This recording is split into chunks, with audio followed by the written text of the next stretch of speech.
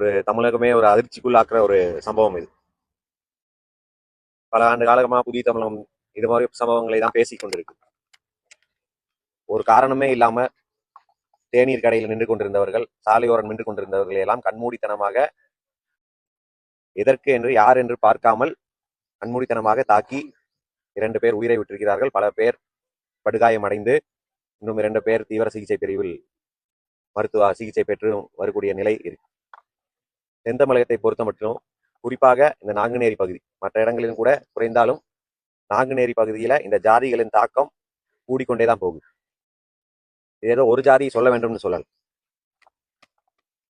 தொடர்ந்து 3 ஜாதிகள வன்முறை சம்பவங்கள், இளைஞர்கள் அதற்கு போகிற ஒரு நிலை ஏற்படுது. எல்லாத்திலும் ஜாதி. பள்ளிகள் எடுத்துக்கிட்டீங்கன்னா ஆசிரியர் மத்தியிலும் ஜாதி, மாணவர்கள் மத்தியிலும் ஜாதி, காவல்துறையில அதுவும் ஜாதி, குளத்துக்கு தண்ணி விடுறதுல ஜாதி, எல்லாத்திலையுமே ஜாதி. ஒண்ணு அடக்க வேண்டும் என்ற ஒரு ஜாதியில் தன்னை பெருமை பேசிக் கொள்கிற ஜாதி. இது எல்லாமே அந்த 3 ஜாதி இளைஞர்களை ஆயுதம் ஏந்துவதற்கு தள்ளிட்டே போகும். ஆயுதம் ஏந்துகிற நிலையில வயசெல்லாம் கைது செய்யப்பட்டவர்கள் வயசும் பாதிக்கப்பட்டவர்கள் வயசெல்லாம் பார்த்தா 18, 19, 20 இதெல்லாம் அருவாள் எடுக்கிற வயசு கிடையாது. தென் மாவட்டங்களோட மாற்றம் வர வேண்டும், வளர்ச்சி வர வேண்டும் என்று பல காலமா பேசிட்டு இருக்கோம். தொழில் வளர்ச்சி வர இல்லை என்று. ஆனால் இன்னும் இந்த அருவாள் எடுக்கிற கலாச்சாரங்களும் கொலை செய்கிற கலாச்சாரமும் இங்க நின்றபாடு கிடையாது. இது தமிழக அரசும் சரி, காவல்துறையும் சரி, ஏதோ 50 வருஷமா எப்படி இதை கையாளுகிறார்களோ அப்படியெல்லாம் கையாண்டால் இது அதற்கான தீர்வு நிச்சயம் கிடைக்காது. ஒரு புதிய அணுகுமுறையை கையில் எடுத்தால் மட்டும்தான் இது போல மாறும். ஏன்னா 3 தேவர், தேவேந்திரர், நாடார்னு மாறி மாறி வெட்டிக்கிட்டே இருந்தா இது எப்ப நிக்கிறது?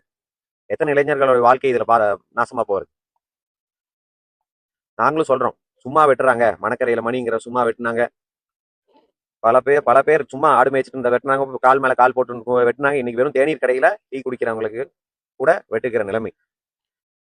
இதெல்லாம் மாற வேண்டும் என்றால் ஒரு புதிய அணுகுமுறை எடுக்கணும். எல்லா இடத்துல இருந்தும் ஜாதிகளை அப்புறப்படுத்தணும். பள்ளி கல்லூரியிலிருந்து ஆரம்பிக்குது. சின்னதுரை என்ற மாணவர் வெட்டப்பட்டார். அது ஒரு இன்சிடென்ட் கிடையாது. இங்க நாங்குநேரியில படிக்கக்கூடிய அரசு பள்ளி மாணவர்கள் கேட்டா ஆசிரியர்கள், மாணவர்கள் என்று எல்லாமே ஜாதி கூட்டங்களா வெறும் இருக்கங்கள ஜாதி இறுக்கத்தோட தான் வாழ்ந்துட்டு இருக்கிறாங்க. சமூக வலைத்தளங்கள் உலகத்துல என்னென்னமோ நடந்துட்டு இருக்கு. ஆனா நாங்குநேரிக்குள்ள உட்காந்துக்கிட்டு சமூக வலைத்தளங்களை ஜாதியை போற்றுவதும் தூற்றுவதும், அங்க அது சமூக வலைத்தளங்களையும் வைத்துக்கொண்டே ஜாதியை வளர்த்து கொண்டு இருக்கிறாங்க.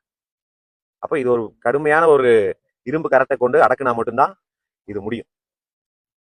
நம்ம இது ஏதோ அரசை குற்றம் சாட்டுவதற்கு ஒரு அரசை சொல்ற திடீர்னு தலைவர்கள் சொல்லுவாங்க, இந்த திமுக அரசு தான் காரணம், இன்னொரு அரசு சங்கு பரிவார் சங்கிகள் தான் காரணம். இது அப்படி ஒரு சாதாரண மேலோட்டமா அரசியல் பேசிக்கிற விஷயம் கிடையாது. பாதிக்கப்படுற இளைஞர்கள் மத்தியிலிருந்து நான் பேசுறேன். நம்ம அரசியல் பேசி விட்டு போயிடலாம், இந்த அரசியல் கட்சியில் ஏதோ ஒரு கட்சி ஆட்சியில் இருக்குதான் செய்யும், அவர்கள் மேல பழியை தூக்கி விட்டுட்டு போயிடலாம் என்று இது முடிகிற பிரச்சனை கிடையாது. இது அதை விட ஆழமாக இருக்கிற பிரச்சனை.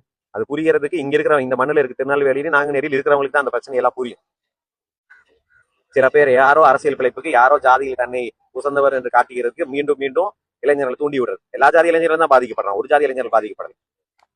எப்ப நாங்குநேரி இதை விட்டு வெளியே வருது, எப்ப திருநெல்வேலி இதை விட்டு வெளியே வருது? உலகம் எங்கேயோ போயிட்டு இருக்கும்போது இப்படி எல்லாம் நடக்கும். ஒரிசா பையனை சேர்ந்து வெட்டிருக்காங்க. ஒரிசாக்காரன் என்ன சொல்லுவாங்க குடும்பத்துக்கு? எதுக்கு வெட்டினாங்கன்னு கேட்டா என்ன பதில் சொல்ல முடியும்? நாங்குநேரியில ஒரு ஜாதிக்காரன் உசந்தன் நினைச்சு சும்மா நின்று வெட்டிட்டு போனான்னு சொன்னா கேவலம் இல்ல தமிழ்நாட்டுக்கு? அது மாவட்டத்துக்கு கேவலம் இல்லையா? அதனால இன்னைக்கு வரைக்கும் பாதிக்கப்பட்டவங்க சொல்றாங்க, முதலமைச்சர் ஒரு கண்டன அறிக்கை கூட இன்னைக்கு வரைக்கும் விடல. அவர்களுக்கு ஒரு இழப்பீடு கூட கொடுப்பதற்கு இந்த அரசுகள் தயாராக கிடையாது. அரசனுடைய தோல்விதான். என்னவா இருந்தாலும், எந்த அரசாக இருந்தாலும் இப்படி ஒரு ஜாதி கொடுமை, இப்படி ஒரு ஜாதி வரி தாக்குதல்கள் இன்னும் தமிழகத்தில் தொடர்ந்து கொண்டிருப்பதுங்கிறது அரசுடைய தோல்விதான். அதை தவிர்க்க வேண்டும் என்றுதான் நம்ம பேசிட்டு இருக்கோம். அதனால முதலமைச்சர் இந்த மாதிரி ஜாதிய திராவிடம் பேசுகிறார்கள், ஜாதிய சனாதன ஒழிப்பு என்று பேசுகிறார்கள், அதெல்லாம் பாஜக எதிர்ப்பு மட்டும்தானா? இங்க களத்துல நடக்கும்போது அதை பத்தி ஏன் பேசுவது கிடையாது? முதலமைச்சர் அவர்கள் இது கண்டனம் தெரிவிக்க வேண்டும். இது போன்ற நடக்கக்கூடாது என்று கண்டனம் தெரிவிக்க வேண்டும். சிறப்பு கவனம் செலுத்தி இது போன்ற இங்க ஜாதி ஊடுருவிக்கிற ஜாதியை வேரோடு அழிக்க வேண்டும். அதற்கு புதிய அணுகுமுறைகளை கையாண்டு இது நிரந்தரமாக ஒரு தீர்வு காண வேண்டும். அதே சமயம் பாதிக்கப்பட்டவர்களுக்கு நம்ம வீடெல்லாம் பார்த்துருப்பீங்க. வேற ஒரே ஒருத்தர் தான் அவருக்கு பிரெட் வினரா இருந்திருக்கிறார், உழைத்து அவர் குடும்பத்தை நடத்தி இருந்திருக்கிறார். இப்ப 2 மகள்கள், மனைவி, அம்மா என்று எல்லாரும் இருக்கிறாங்க. எந்த உதவியும் இல்லாத இருக்கிறாங்க. அதற்கு அரசும் அவர்களுக்கு நிவாரணமும் நிரந்தரமாக ஏதோ ஒரு அரசு வேலையோ வழங்க வேண்டும் என்று கேட்டுக்கொள்கிறோம்.